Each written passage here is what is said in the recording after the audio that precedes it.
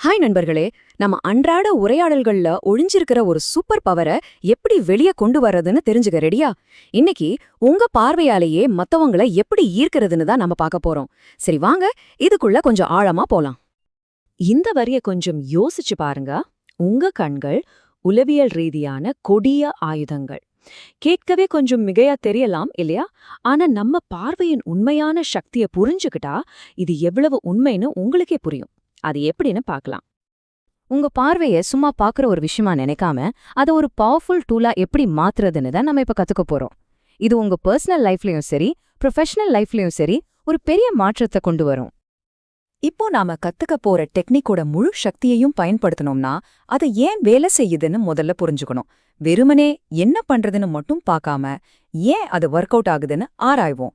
வாங்க, நம்ம பார்வை மத்தவங்க மனசுல எப்படி ஒரு ஆழமான தாக்கத்தை ஏற்படுத்துதுங்கிற சயின்ஸ பார்க்கலாம். ஆமாங்க, ஒருத்தரோட கண்ணை ரொம்ப நேரம் பார்க்கறது ஒன்னும் சாதாரண விஷயம் இல்ல. அது ஒரு மெல்லிய கோடு மாதிரி. ஒரு பக்கம் அது ஒரு ஆழமான கனெக்ஷனை உருவாக்கும், இன்னொரு பக்கம் அவங்கள ரொம்ப அன்கம்ஃபர்டபுளா ஃபீல் பண்ண வச்சிடும். சோ இந்த பவர்ஃபுல் டூலை எப்படி சரியா யூஸ் பண்றதுங்கிறது தான் இங்க விஷயமே. இப்போ இந்த ஸ்லைட்ல ஒரு இன்ட்ரெஸ்டிங்கான விஷயத்த பாருங்க. பாஸ்டன்ல நடந்த ஒரு ஸ்டடில ஒரே பேச்சு, ஆனா கண் தொடர்பு மட்டும் வேற வேற. இதனால மரியாதை, பிரியம் இதெல்லாம் எப்படி மாறுதுன்னு பாருங்க. தீவிரமா கண் தொடர்பு வச்சிருந்தவங்க பேசுறவங்க மேல ரொம்ப மரியாதையும் பிரியமும் வச்சிருந்தாங்களாம். அப்போ பாருங்க எவ்ளோ பெரிய வித்தியாசம். இது ஏதோ ஒரு ஸ்டடியில மட்டும் சொல்லல, ஏல் யூனிவர்சிட்டி ரிசர்ச்சும் இதையே தான் சொல்லுது. அதிகமா ஐ கான்டாக்ட் பண்றது ரெண்டு பேருக்கு நடுவுல ஒரு நெருக்கமான பர்சனல் கனெக்ஷனை உருவாக்குதுன்னு சொல்றாங்க. சரி, இதெல்லாம் சைக்கலாஜிக்கல் லெவல்ல நடக்குது. ஆனா நம்ம உடம்புக்குள்ள பயாலஜிக்கலா என்ன நடக்குது? நம்ம மூளையும் உடம்பும் இந்த தீவிரமான பார்வைக்கு எப்படி ரியாக்ட் பண்ணுது? இங்கேதான் அசல் விஷயமே இருக்கு. ஒருத்தர் உங்களை ரொம்ப உன்னிப்பா பார்க்கும்போது உங்க உடம்புல அட்ரினலின் சுரக்க ஆரம்பிக்குதாம். இது ஒரு சின்ன பரபரப்பு, ஒரு எக்ஸைட்மெண்ட்டை கொடுக்கும். அப்ப அவங்க என்ன நினைப்பாங்க? வாவ், இவங்க நம்மள முழுசா கட்டி போட்டுட்டாங்கன்னு ஃபீல் பண்ணுவாங்க. ஓகே, சயின்ஸ் எல்லாம் பார்த்தாச்சு. இப்போ நாம எல்லாரும் வெயிட் பண்ணிட்டு இருந்த அந்த சீக்ரெட் பகுதிக்கு வந்தாச்சு. அந்த பவரை எப்படி நாம யூஸ் பண்றது? இதோ அந்த டெக்னிக். இதுக்கு பேரு ஸ்டிக்கி ஐஸ். ஆமா, இந்த டெக்னிக்கோட பேரு ஸ்டிக்கி ஐஸ். பேரு கேட்க கொஞ்சம் ஃபன்னியா இருந்தாலும் இதோட ரிசல்ட்ஸ் ரொம்பவே பவர்ஃபுல். இதுதான் நம்ம இவ்ளோ நேரம் எதிர்பார்த்துட்டு இருந்த அந்த ரகசியம். இது ரொம்ப சிம்பிளான ஒரு விஷயம்தான். உங்க கூட பேசிட்டு இருக்கிறவங்க பேசி முடிச்ச உடனேயே உங்க பார்வையே டக்குன்னு திருப்பாதீங்க. உங்க கண்கள் அவங்க மேல அப்படியே ஒட்டிக்கிட்டு இருக்கிற மாதிரி ஒரு ஃபீல் கொடுங்க. அப்புறமா ரொம்ப மெதுவா கொஞ்சம் தயக்கத்தோட உங்க பார்வைய விலக்குங்க. அவ்வளவுதான். இன்னும் சிம்பிளா சொல்லணும்னா இப்படி கற்பனை பண்ணிக்கோங்க. உங்க கண்ணுக்கும் அவங்க கண்ணுக்கும் நடுவுல ஒரு சூடான பிசுபிசுப்பான டாஃபி மிட்டாய் இருக்குன்னு, அதனால உங்க கண்ணை எடுக்கவே முடியலன்னு நினைச்சுக்கோங்க. இந்த கற்பனை, இந்த டெக்னிக்க உங்க மனசுல ஈஸியா பதிய வச்சிரும்.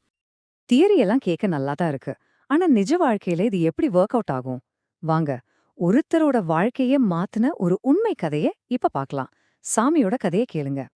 நம்ம கதையோட ஹீரோ சாமி. அவர் ஒரு சேல்ஸ்மேன். அவர் ஒரு நல்லவர் தான். ஆனா அவருக்கே தெரியாம அவரோட பார்வை, அவரோட பாடி லாங்குவேஜ் எல்லாம் அவர் ஒரு திமிர் பிடிச்சவர் மாதிரி காட்டிடுச்சு. பாருங்க, சாமி செஞ்சது எவ்ளோ சிம்பிளான ஒரு விஷயம்னு. அவர் வெயிட்டர்கிட்ட அப்படைசர் ஆர்டர் பண்ணிட்டு டக்குன்னு திரும்பிடல. அவர் கொஞ்ச நேரம் அந்த வெயிட்டரையே பார்த்தார். மெனுவை பாக்கறதுக்கு முன்னாடி ஜஸ்ட் ஒரு செகண்ட் எக்ஸ்ட்ராவா அவரை பார்த்தார். மெயின் டிஷ் ஆர்டர் பண்ணும்போதும் இதையே திரும்ப செஞ்சார். அந்த ஒரு சில வினாடிகள், அதுதான் இங்க மேஜிக். உடனடியா என்ன ரிசல்ட் கிடைச்சதுன்னு பாருங்க. அந்த சில வினாடி ஐ கான்டாக்ட் சாமிய பத்தின மொத்த அபிப்பிராயத்தையும் மாத்திடுச்சு. முரட்டுத்தனமானவன்னு நினைச்ச ஒருத்தர் இப்ப ரொம்ப அக்கறையானவர், சென்சிட்டிவானவர் மாதிரி தெரிஞ்சார். இது அந்த ஒரு நாள்ல மட்டும் நடக்கல. சாமி இந்த டெக்னிக்கை தொடர்ந்து யூஸ் பண்ண ஆரம்பிச்சப்புறம் அவரோட ப்ரொஃபஷனல் லைஃப்ல ஒரு பெரிய மாற்றம். சொல்லப்போனா போன மாசம் முழுக்க செஞ்ச சேல்ஸை விட அந்த ஒரே வாரத்துல அதிகமா சேல்ஸ் பண்ணியிருக்கார். இதுதான் ஸ்டிக்கி ஐஸ் டெக்னிக்கோட உண்மையான பவர். சரி, நாம சயின்ஸ பார்த்தோம், டெக்னிக்க கத்துக்கிட்டோம், சாமியோட கதையும் கேட்டோம். இப்போ இதெல்லாம் சேர்ந்து உங்களுக்காக என்ன செய்யும்? இது எப்படி உங்களுடைய ஒரு புது சூப்பர் பவரா மாறப்போகுதுன்னு பார்க்கலாமா? நீங்க இந்த ஸ்டிக்கி ஐஸ் டெக்னிக்கை யூஸ் பண்ணா என்னெல்லாம் நடக்கும்னு பாருங்க. மத்தவங்க உங்கள ரொம்ப புத்திசாலியா, ஆழமா யோசிக்கிறவரா பாப்பாங்க. நீங்க ரொம்ப நேர்மையானவர், அக்கறையானவர்னு தோணும். அவங்க மனசுல உங்க மேல மரியாதையும் நம்பிக்கையும் தானா உருவாகும். ஒரு ஆழமான கனெக்ஷன் உருவாகும். எல்லாத்துக்கும் மேல, ஆஹா, இவங்க நம்ம சொல்றத உண்மையாவே காது கொடுத்து கேக்குறாங்கன்னு மத்தவங்கள உணர வைப்பீங்க. இப்ப இந்த அறிவு உங்ககிட்ட இருக்கு. உங்க பார்வையில ஒரு பெரிய சக்தி இருக்கு.